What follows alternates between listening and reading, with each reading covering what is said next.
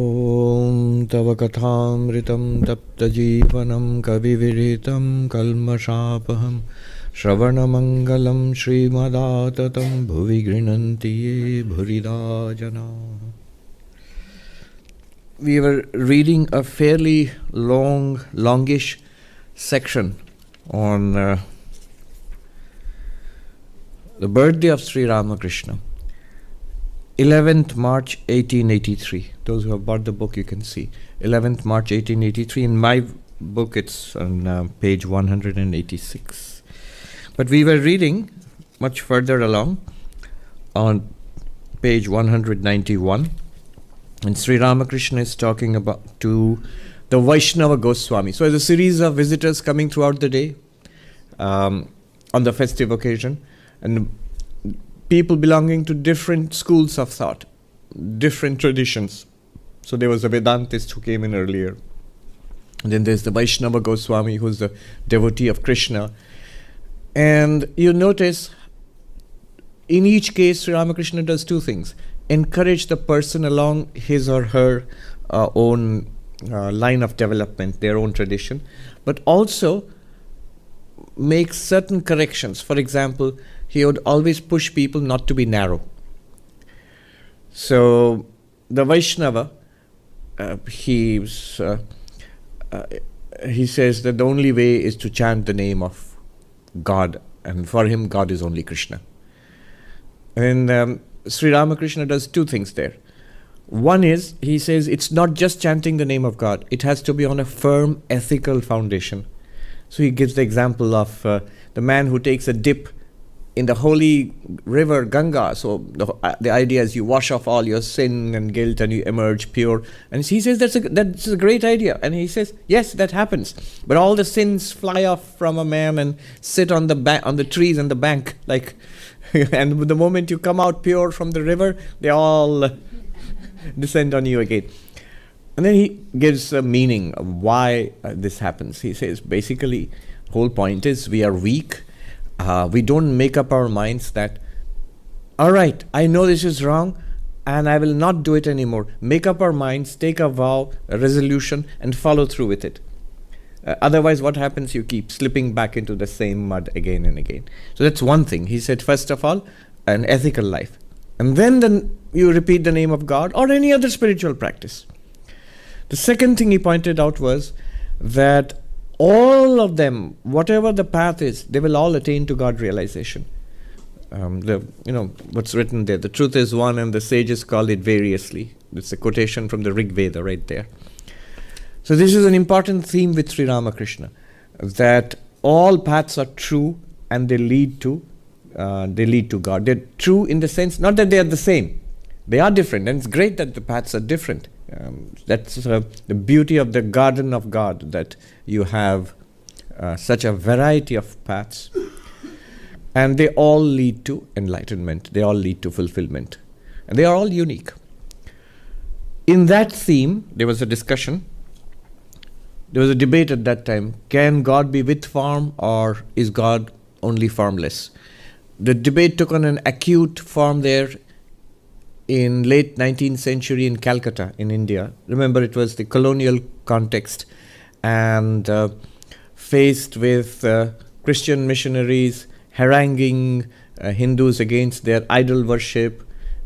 So Sri Ramakrishna was the first big pushback from the traditional, Hindu side.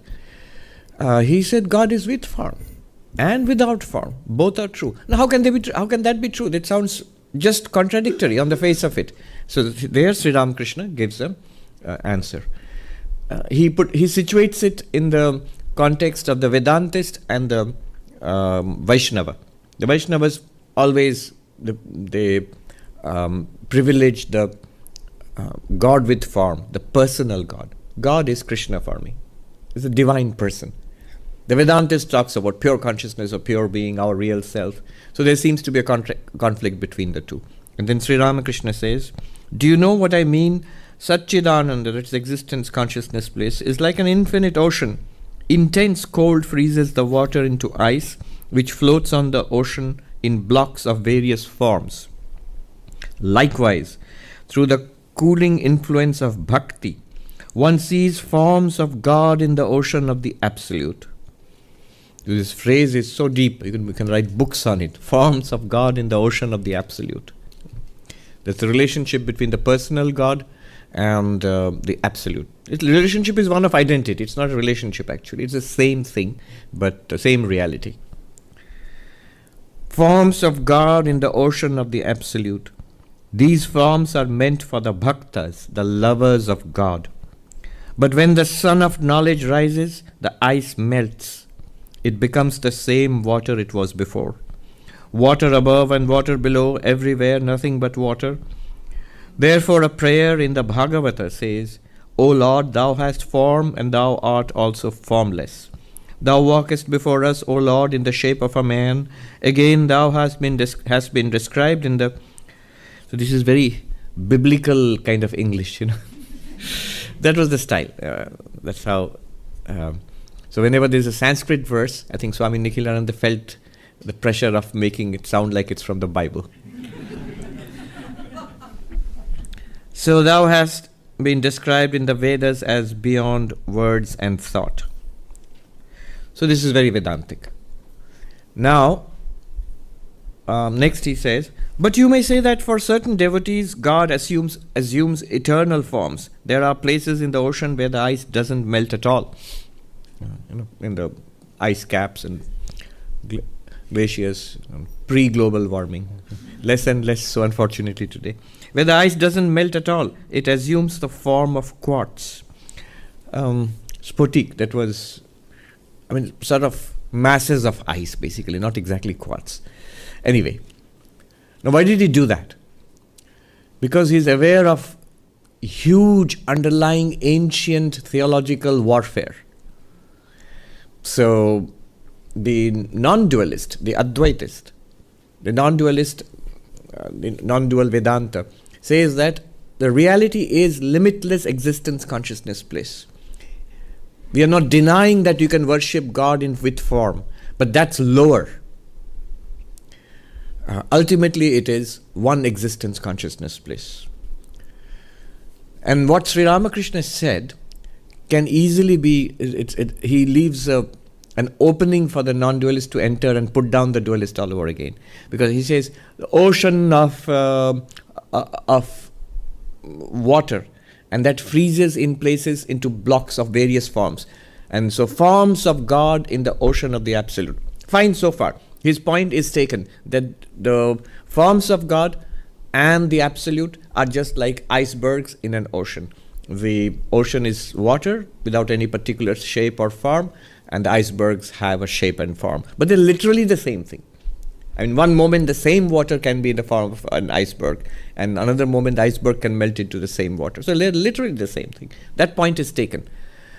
But then he also said, when the sun of knowledge rises, the iceberg melts back into the water. And there's water and water everywhere. Now immediately, the non-dualist finds an opening. He said, aha! So the sun of knowledge, when knowledge comes, you realize that all of it is one absolute reality. It's only in ignorance that you think there is God and you are different and this world is different. So, now what's the problem with that? If you are a non-dualist, if you are an impersonalist, you may not have a problem with that. But the devotee of Krishna has a problem with that. The problem is, in his worldview, the Goswami, who is a spiritual master in the Vaishnava tradition, in his worldview, God is the personal, and God is Krishna, and my goal is an eternal relationship of love with God. If that God is going to melt back into some kind of impersonal absolute at some point, I'll feel very betrayed. So, my theology tells me that ultimately if I pursue this path of love, I will have an eternal loving relationship with God. That's it. And I don't want to go anywhere else. Your absolute or whatever it is. Is that true or not? Because this seems to be that that's not true. At one point you will go to some kind of understanding where you melt into some soup of consciousness or something like that, which does not seem attractive to this person at all. So Sri Ramakrishna backs him up. He says, But you may say for certain devotees, God assumes eternal forms, which he says actually. The Vaishnava Goswami will say that. That's what they insist on. And Sri Ramakrishna backs it up. He says there are places in the ocean. He extends the ocean metaphor where the ice doesn't melt at all. It's permanently, there are ice, blocks of ice. So that's also possible. And yet it's the same reality. Even if it has a form and it doesn't melt at all, it doesn't have to melt. It doesn't have to melt. There's a lot of profound stuff going on philosophically here. When is this world, when is it non-dual? When is it one existence, consciousness, bliss? When are you and God one? When can you say you are Brahman? There are two answers to this. One is, in the highest samadhi, when you sit for meditation, shut out the world, you're not experiencing, you're not seeing, hearing, smelling, tasting, touching, then you shut down the internal functions, what is called chitta vritti. You are not remembering anything. You shut down memory. Don't let memory whisper in your ears, internally. Then you shut down, you have a neutral feeling, neither pleasant nor unpleasant. You in absolute stillness, calmness, you shut down thinking, even in attempts to understand, even the waiting for spiritual experiences to happen. And in that stillness, there are many ways of attaining it. There are deeper and deeper levels to this. There comes a level where you are not aware of the world, you're not aware of the body, there is no thought left in the mind, you're far beyond body, mind, thought, world, and yet you still exist, you haven't fallen asleep. You exist as a boundaryless luminosity, this awareness without object. And that is experienced in samadhi. And there are different levels to that samadhi. There's something beyond that also, which is called nirvikalpa samadhi or asampragyata samadhi. Now, one theory says that is the Atman, that is pure consciousness. That's where you have it. Otherwise, when you're back here, you are a person. You are consciousness, of course, but consciousness with a mind and a body, it's quite obvious. And here is difference. It's not non-dual. There are people here, and people are all different. There is high and low, good and bad, and there are struggles in life. Some things are religious, some things are secular. So a world of difference and diversity before you, world of struggle and strife. Everything changing, temporary. So it's not Brahman. You're not there. This is one idea. This is the yogic idea. And then there is the Vedantic idea, which says, Sarvam ekam idam shantam. Idam, this very experience you are having right now, this very experience we are all having just now, right now what we are having, this is Brahman. You are experiencing Brahman. You are experiencing the non-duality. You are experiencing non-duality within quotes, because experience means duality. You and what you are experiencing. But you and what you are experiencing is the non-dual. Why? Because the non-dualist says, this one here right now is all one. Only apparently you are a subject and this is an object. Apparently there is duality. Apparent duality, apparent plurality and real non-duality are compatible. Let me repeat that. Real duality and real non-duality are not compatible. What do I mean by real duality? Are we really different? Or is there an underlying oneness? To us right now it seems we are really different. Our bodies are different, our minds are different, our personalities are different, our personal histories are different. All of that being admitted, is there an underlying oneness, a deeper oneness? Vedanta would say it is. It's right there, right now. From that perspective, this is already Brahman. It's an accomplished fact. Non-duality is a fact right now. Sarvam ekam idam shantam. Idam sarvam. This very world of plurality is one. Though it seems to be many. You don't have to erase. The point here is you don't have to erase everything, all difference in deep meditation. Then only you can claim that you are one with God, you are one with Brahman. No. Right here, as we are experiencing the world, you can honestly claim that you are, if you know it, you can claim that this is one. But what about all the ups and downs? What about the struggle and strife? Idam shantam. There is no struggle and strife. There are no ups and downs. From the perspective of that one underlying, that oneness underlying it. That one divinity spreading everywhere, which constitutes our inmost reality. So these are two visions of non-duality. One, non-duality attained in the depths of samadhi. Otherwise, it's not non-dual. It's like this. The other one, non-duality attained everywhere. So in the first one, the difference is transform this experience of duality into an experience of non-duality through meditation. That's one way. The other one, the second one is not transform. The experience can be like this. An experience of duality will go on. But going from ignorance of the underlying non-duality to the knowledge of the underlying non-duality, that is how you establish non-duality. So, how is all this relevant? Huh? One is going from an experience of the world of plurality to an experience of non-duality, only possible through meditation and samadhi. That's track one. These are two tracks of attaining non-duality. This track two is experience of duality, plurality can continue just like this. But you know this is that one non-dual Brahman, ever perfect, divine. So here the method is from ignorance to knowledge. There the method is by meditation and shutting out the world of plurality. These are two ways. And I'll come to you. But how is this relevant? Why did I pull this out of the magician's hat, this particular non-dual rabbit out of the magician's hat? It's because, yes, I'll come to you. It's because he said, he seems to be making a concession. It's all one water. The sun of knowledge has risen, everything melts back into one water. But then he seems to make a concession, a step back and say, no, sometimes it doesn't melt. There are these permanent blocks of ice. There are permanent forms, maybe permanent God, permanent devotee, permanent relationship, eternal relationship of love between you and God.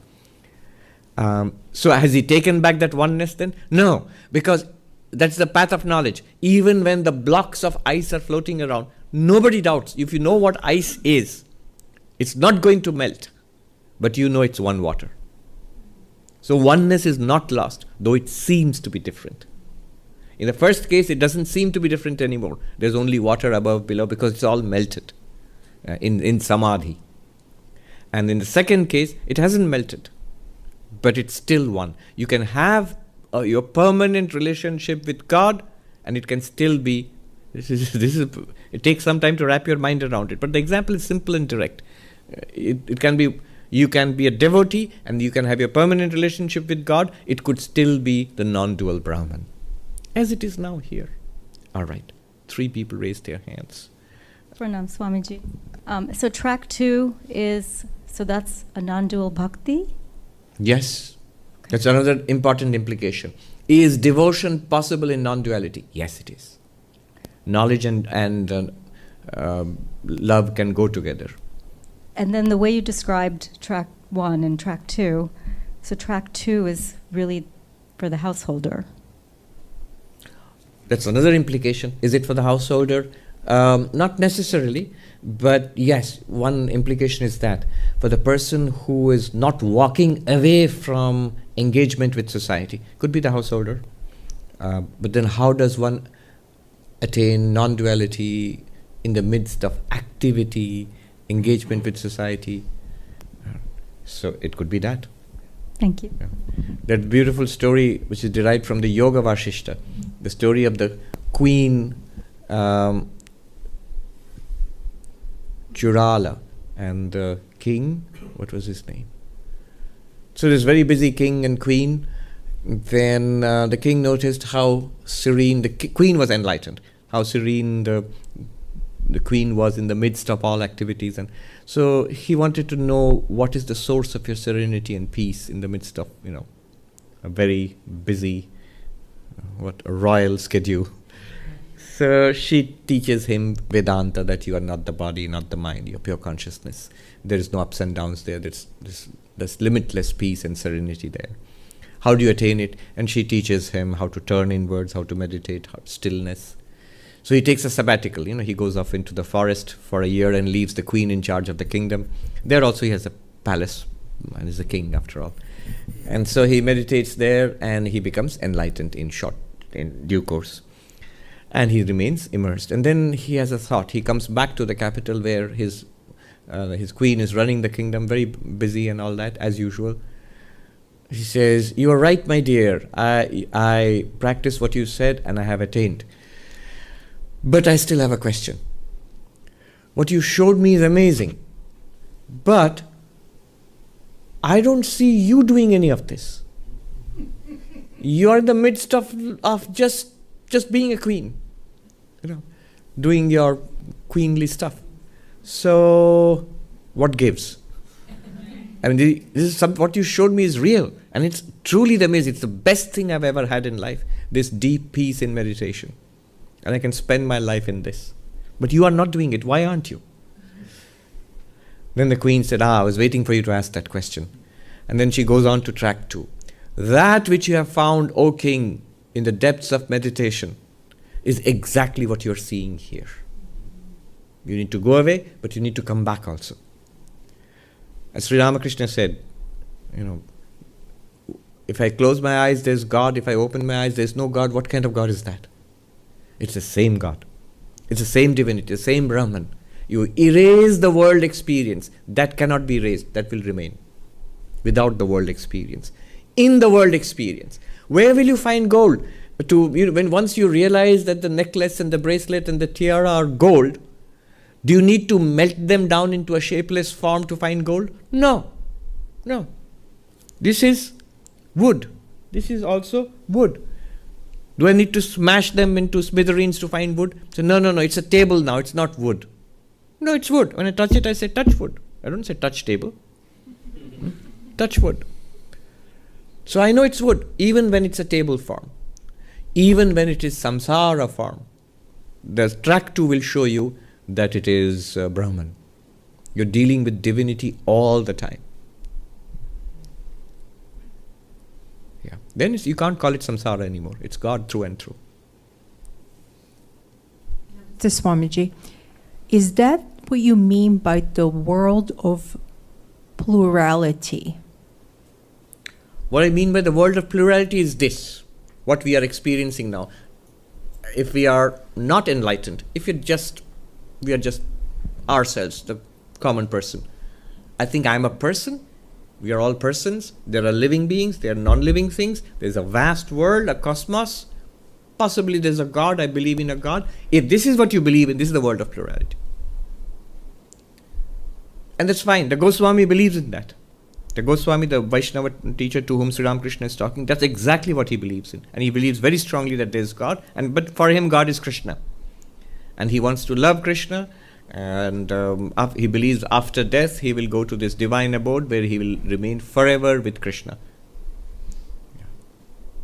That's the world of plurality. But non-dual Vedanta denies this. It says that what you think, yes, it's there, but it's only apparent. There's a deeper reality. And the deeper reality is one non-dual existence, consciousness, bliss.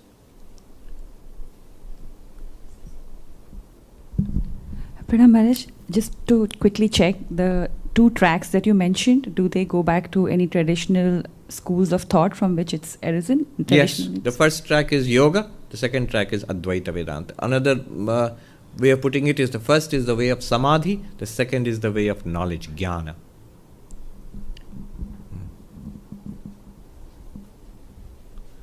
Bhakti is compatible with both. One might say, I want to just think of my Lord Krishna and nothing else. I want to shut it out and meditate on my Ishta Devata and stay there in my heart. The other one is I see my Ishta Devata in my heart. As I close my eyes, when I open my eyes, I see the same Lord in so many forms, 1,000 different forms. These are two ways. Swami Vivekananda, these things run very deep. It looks very simple. Swami Vivekananda said, his words, Sri Ramakrishna's words, but deceptively simple. You can write a whole shelf of books on each one of his phrases or statements. Then let's go on. Kedar. This is on page 192. Page 192.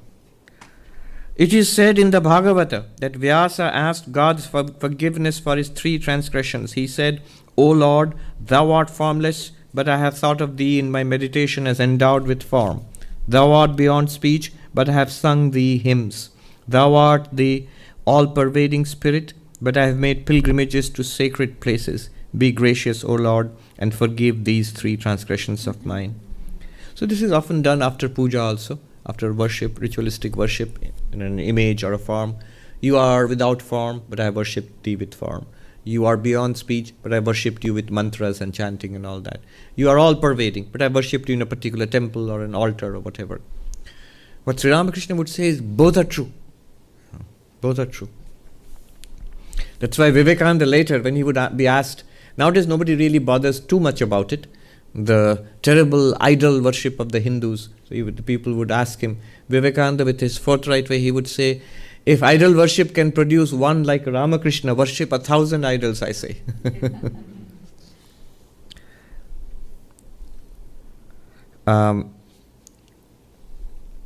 Master, yes, God has form and he is formless too.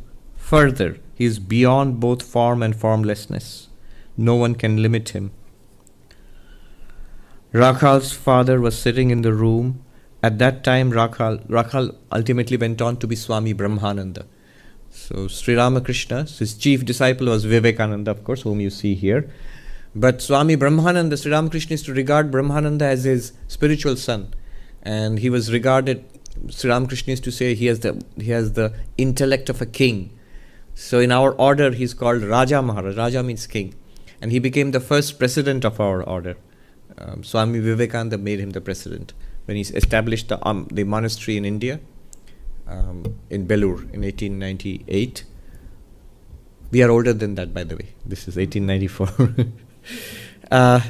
So Swami Brahmananda became the president. Vivekananda had very high opinion of his spiritual power. He used to say there is a spiritual dynamo there in Swami Brahmananda. But he was just the opposite of Vivekananda. Vivekananda was all fire, powerful oratory, argumentative, tremendous intellect, dynamism. Swami Brahmananda was very quiet and very inward. He was like the moon to Vivekananda's sun. So that is Rakhal. Rakhal's father was sitting in the room. At that time, Rakhal was staying with the master. After his mother's death, his father had married a second time. Now and then he came to Dakshineshwar because of Rakhal's being there.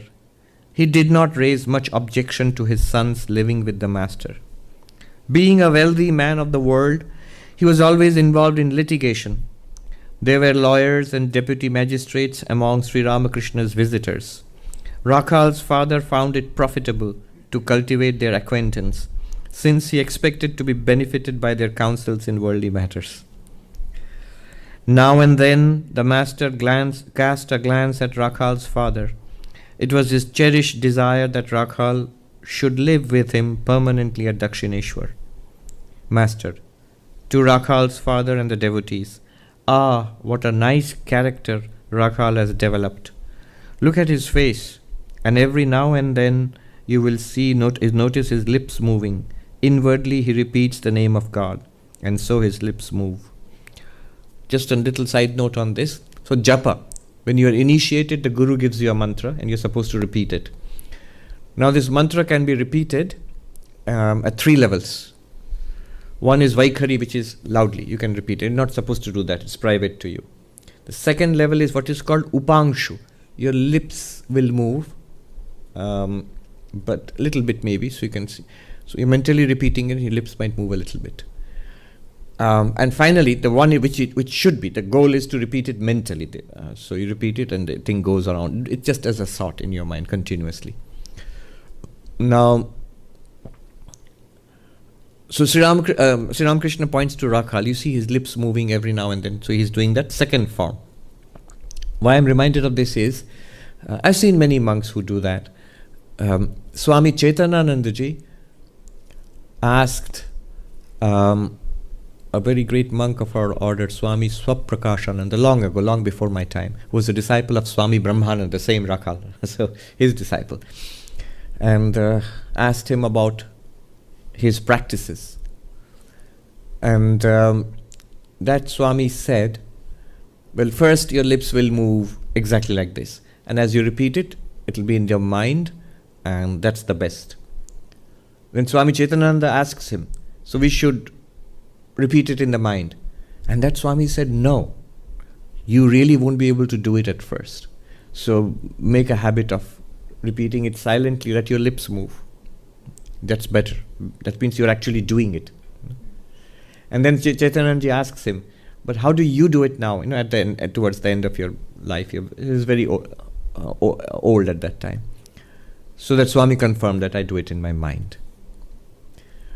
Another thing which struck me recently was I have seen, to my puzzlement, at least a few Swamis who are elderly and very far along in their spiritual life, who would actually take the name of God loudly.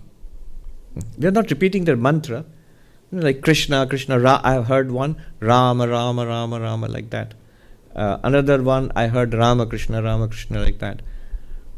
So why loudly, I used to think. I mean, the real advanced form of repeating the name is mentally. Right? Then it struck me just recently, it's so that you can hear it yourself, the sweetness of the name of God.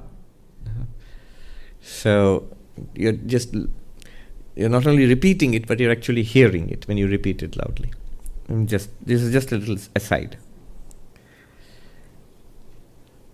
Look at his face, and every now and then you will notice his lips moving.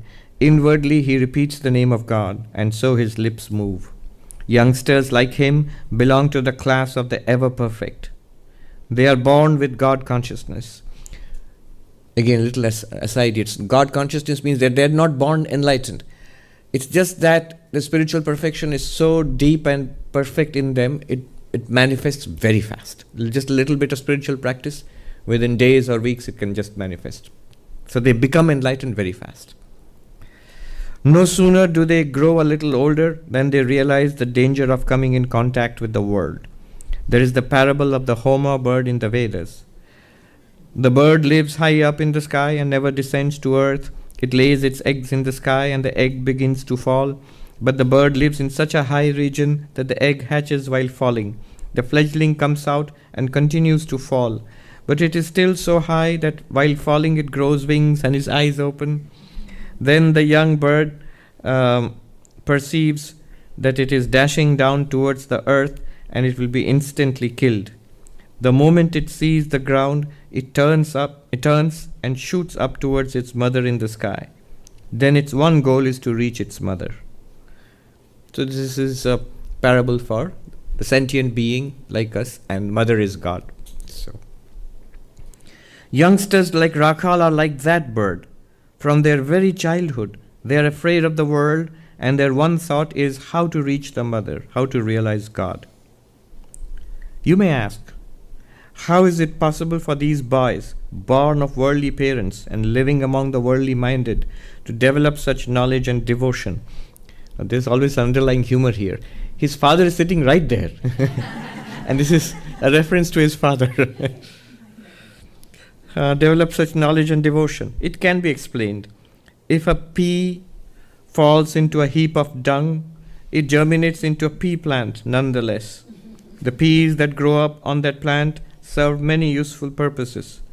Because it was sown in dung, will it produce another kind of plant? Ah, what a sweet nature Rakhal has nowadays. And why shouldn't it be so? Now notice the humor. If the yam is a good one, its shoots also become good. That's his father now. The yam is a good one, shoots also become good. All laugh. Like father, like son. He made up for it, by saying. Yes. Before Rakhal comes into the picture, there was a phrase that said beyond both form and formless. What does that mean? Isn't this... Search me. One reference could be, Sri Ramakrishna's own state. There is something called Bhava Mukha, which is a very extraordinary kind of state.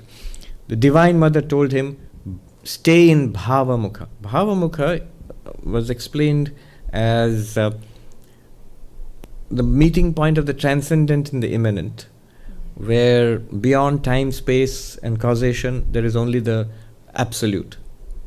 And here we have the world here we have God and the world and all beings, creation, all of it. And it's like a lamp. Sri Ramakrishna also explained it, like a lamp which lights up both on the doorstep, which lights up the interior of the house and exterior of the house also.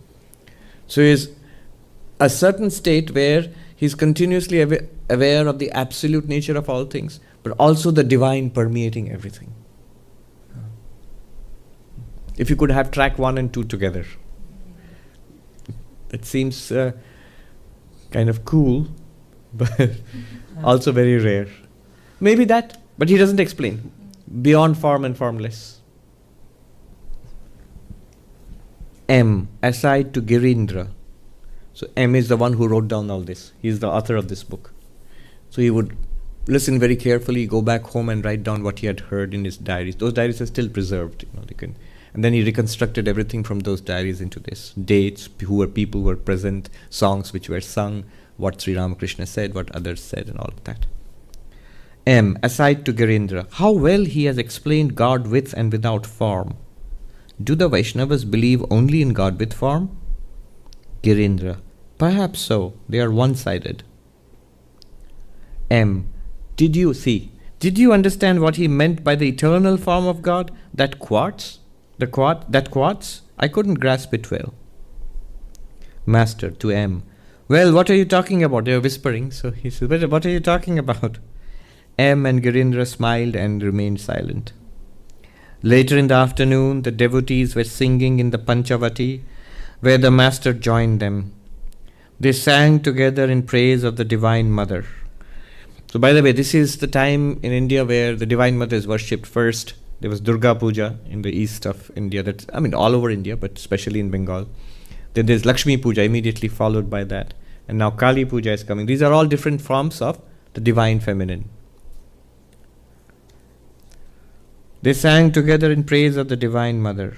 High in the heaven of the mother's feet, my mind was soaring like a kite, when came a blast of sin's rough wind that drove it swiftly towards the earth. Maya disturbed its even flight by beating down upon one side, and I could make it rise no more. Entangled in the twisting string of love for children and for wife, alas, my kite was rent in twain. It lost its crest of wisdom soon, and downward plunged as I let it go. Thank God he didn't bring in the dust and thou and hast here. And the one reason is the person who translated these songs is a very good poet. Do you remember the name? He was on the East Side Center. He's a well-known American poet, actually. So he translated the songs with the help of the Swami from Bengali. I think Swami must have given him a rough English meaning. And this poet, I think his name must be here.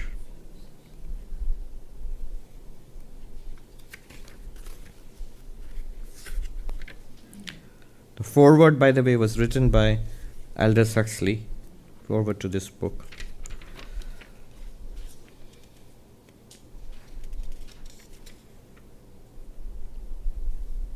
Moffat. So Mr. John Moffat Jr. John Moffat. A lot of very famous people worked on it. Margaret Woodrow Wilson, who was President Wilson's daughter, she worked on this book.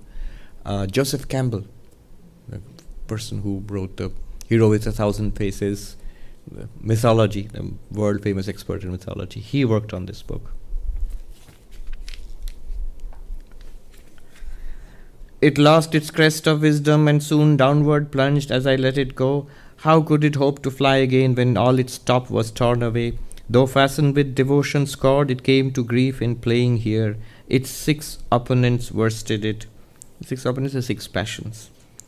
Now Naresh Chandra is the poet. rues this game of smiles and tears and thinks it better never to have played at all. The singing continued. Sri Ramakrishna danced with the devotees. They sang, "The black bee of my mind is drawn in sheer delight to the blue lotus flower of Mother Shama's feet. The blue flower of the feet of Kali, Shiva's consort. Tasteless to the bee are the blossoms of desire. My mother's feet are black, and black too is the bee. Black is made one with black. This much of the mystery my mortal eyes behold, then has a hastily retreat. Kamalakanta's hopes," Kamalakanta is the poet saint, "Kamalakanta's hopes are answered in the end. He swims in the sea of bliss, unmoved by joy or pain." Those who are Bengalis, they know these songs. They are very beloved songs. The Kirtan went on, "O mother, what a machine is that thou hast made." Oh, the hasts are back again. The human body. The machine is the human body. "What pranks thou playest with this toy, 3.5 cubits high. Hiding thyself within, thou holdest the guiding string, but the machine, not knowing it, still believes it moves by itself. Whoever finds the mother remains a machine no more. Yet some machines have even bound the mother herself with the string of love." They're very profound songs. So we think we are moving around by ourselves. Free will, the whole question of free will. We think we have free will. This whole world is based on free will. By the way, recently a book has been just now released. It's making the rounds. It's called Determined, The Science of Life Without Free Will, Robert Sapolsky. They reviewed it in the New Yorker? Yes. One reviewer wrote that Sapolsky comes across a vastly erudite West Coast slacker.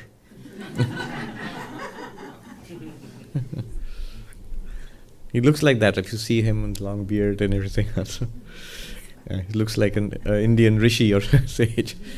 But he says that from all perspectives, philosophy of mind and neuroscience especially, it's just not possible that there is free will. And yet we are living, here we are, and we assume free will. And how do we go on living if we are convinced that there's no free will, that everything is determined? So that's what the book is about. I haven't read it yet. I ordered it though. Swami Medhananda recommended it strongly. Yeah. If you think free will is not an option, then how does Yoga Vasishtha insists that Prayatna and Parabdha both are like these two goats that are fighting constantly, and whichever is the more strong one, it always wins. So Prayatna would come in from free will. Right? Prayatna is effort. And Sorry. Prarabdha is the force of our past karma. So you're always fighting against basically the circumstances of our life, what's going on in our life. And Prayatna is our self-effort to, not sink, somehow muddle through. Yes, what's the question? So I'm trying to say that if Prayatna is so much given emphasis in Yoga Vasishtha as well, then isn't that free will as well? Yeah, so that's the problem, you see. Everything in sacred and secular life assumes free will. Just the, everything. Our legal system. You can't punish anybody unless you assume that person has done something wrong out of free will. In fact, one of the arguments, a defense of the accused is reduced capacity, reduced free. What does reduced capacity mean? It means that he was not fully in charge of his faculties. Reduced free will. So all of our legal system is free will, is based on free will. Our entire economic system, where you are hoping that the customer is going to buy your product, or you go into supermarket, what do you go into supermarket with? With your free will, choice, and cash, of course. So free will.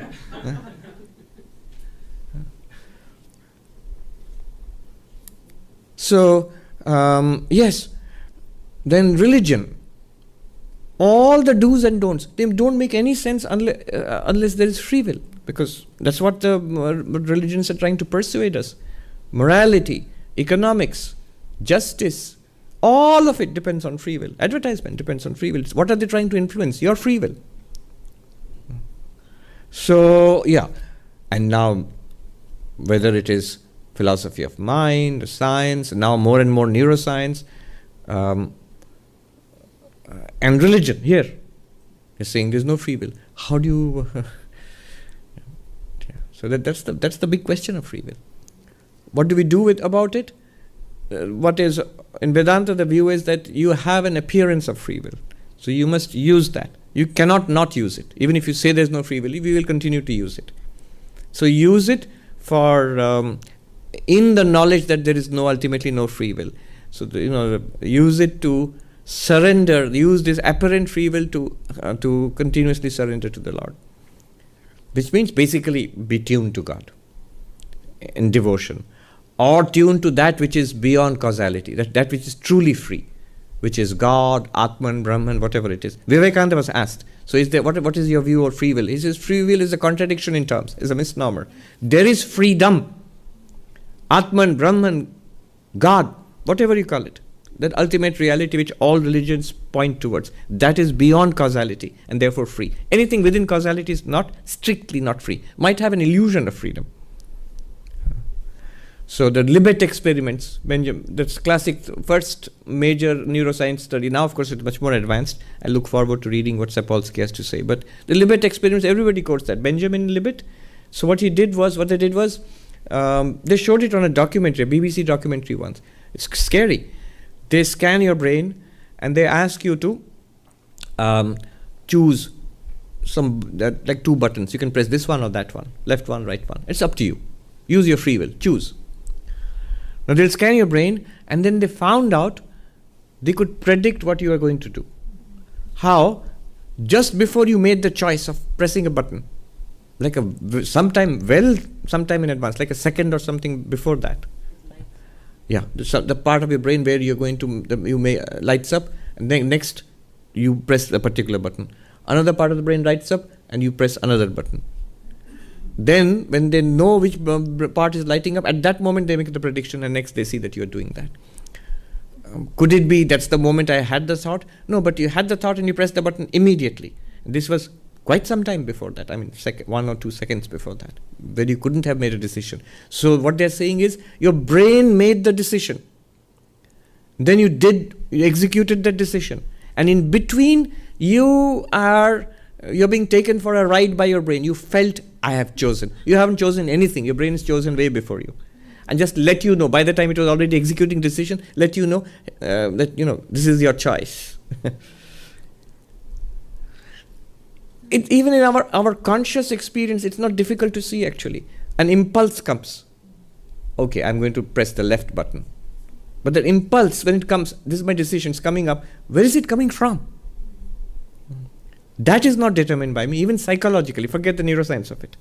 Anyway, those are called Libet experiments, which would mean nothing of what we are doing now. See, if you think of yourself as this conscious person in this physical body, in that case, nothing of what you are doing now is your decision. What the body does, walking, talking, sitting, or anything that you do with the body is whose decision? It's the body's decision. The body does it. You don't do it. And it would have been fine if we didn't feel we did it, but we feel we did it. And that's where the problem starts. We feel we have a choice of how to use this body. And we are saying that, you don't. Now, the philosophers this is what science has done. Now, your philosophers have the task of reconciling these two. So this is called epiphenomenalism. Your sense of free will is just a byproduct of neuroscience processes in the neurons. But this might be fine, but this has devastating consequences for morality, for our idea of ourselves as conscious free agents, economics. And religion seems to agree. Sri Ramakrishna says, absolutely, there's no free will. The tethered cow. Tethered cow, yeah, that's a sort of halfway house. So the tethered cow parable is Sri Ramakrishna approved of. There's a cow which has been tethered to a tree. The farmer has given it some rope, and the cow can now pull at the rope and try to eat the grass there, and keeps pulling at the rope. The farmer sees that and gives it some more rope, or takes it and ties it in a another place. But if the cow doesn't do anything, sits quietly, as Sri Ramakrishna graphically describes, whisks its tail and sits quietly, the farmer is also busy in his work. He will not come and do anything else. Similarly, you have a certain amount of free will. If you push against the envelope, you will get more. If you don't do anything, don't use what is given to you, that will also be, there's nothing more, you won't get anything more. So it's the mother. Whose choice is it? There is freedom. Whose freedom is it? In this this tantric worldview, which is the songs are based in that, it's the mother's freedom. And we are machines whom she inhabits. Who is there in this machine? Mother is there in this machine. And the machine thinks it moves by itself. But the two things have been said here, knowledge and devotion. The last two lines, one is it says, there are two ways out. One is it says, whoever finds the mother remains a machine no more. That's very suggestive. If the machine finds the mother, you're no longer a machine. Because you become one with mother, you are Atman, Brahman, you are pure consciousness, that becomes clear to you. So you are free. That's freedom. And the other one is even more mysterious and sweet. Yet some machines have even bound the mother who has bound everybody, bound the mother with the string of love, with the cord of love. Even as this person, even if I understand there is no freedom at all, and I'm bound to go through this life, but there is one thing I can do. I can love God. I can love the mother. And the mother responds to love. So the machine has bound the mother by the cord of love. Yeah. Yes. So the path of knowledge, path of devotion, both are mentioned here. The Bhagavad Gita, chapter 15, at the end, it says, Prakrityeva karmani kriyamanani sarvasha yapashyati tathatmanam akartaram sapashyati. This is something that Krishna says 3 times in the Gita. What does it mean? Exactly what the West Coast slacker is saying, and at least part of it. Everything that is done in this body and mind, even your thoughts, it's all being done by nature. Prakriti eva karmani kriyamanani sarvasha. Everything in this world is being done by nature. Which even Richard Dawkins would be happy to agree with. Exactly, that's what I mean. You see, at last, a religious guy who's saying what I'm saying. And it goes on to say, this is Gita, Krishna is saying it. The one who realizes that and looks upon oneself as such, that everything is being done by nature. It doesn't even say God, just says Prakriti, nature. The one who realizes that, what does he realize? He realizes that I am the non-doer. So in the midst of all action, you are the non-doer of action. Akartaram, not the agent of action. Make of that what you will, yes. In a deep sense, is it fair to say that the only purpose of human effort is to understand God's will? Yes. And call it God's will or call it self-realization. Yeah. Thank you. We'll just finish this portion. It's the birthday is going on for a long time. It was a very happy day for all. The master, accompanied by M, was coming back to his room when he met Trailokya, a Brahmo devotee, on the way. Trailokya bowed down before the master. Master, they are singing in the Panchavati. Won't you go there? Trailokya, what shall I do there? Master, why, you will enjoy the music. Trailokya, I have already been there. I have been there already. Master, well, that's good. It was about 6 o'clock in the evening. The master was sitting with the devotees in the southeast veranda of his room. So it's on the bank of the Ganga. Master, a holy man who has renounced the world will of course chant the name of God. That is only natural. He has no other duties to perform. If he meditates on God, it shouldn't surprise anybody. On the other hand, if he fails to think of God or chant his holy name, then people will think ill of him. But it is a great deal to his credit if a householder utters the name of the Lord. Think of King Janaka. What courage he had indeed. He fenced with 2 swords, the one of knowledge and the other of work. He possessed the perfect knowledge of Brahman and also was devoted to the duties of the world. So like the queen, who could do both. Then he gives another example. An unchaste woman attends to the minutest duties of the world, but her mind always dwells on her paramour. So he gives another example. A person thinking of their lover. So doing all kinds of work in the world, but the mind is there. So he had a whole range of examples, as you can see. The constant company of holy men is necessary. The holy man introduces one to God.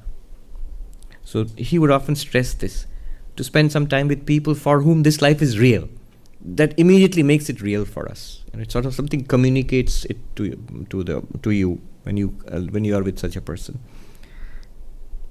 Kedar, yes sir, the great soul is born in the world for the redemption of humanity. He leads others to God, just as a locomotive engine takes along with it a long train of carriages. So the British had introduced railways at that time. So this is a big wonder, people would go to see carriages and the railway engine and the train. Or again, he is like a river or lake that quenches the thirst of many people. So these are examples which Sri Ramakrishna himself would give. The devotees were ready to return home. One by one they saluted the master. At the sight of Bhavanath, Sri Ramakrishna said, "Don't go away today. The very sight of you inspires me." Bhavanath had not yet entered into worldly life. A youth of 20, he had a fair complexion and handsome features. He shed tears of joy on hearing the name of God. The master looked on him as the embodiment of Narayana. Om Shanti Shanti Shanti Harihi Om Tat Sat Sri Ramakrishna Rupanamastu.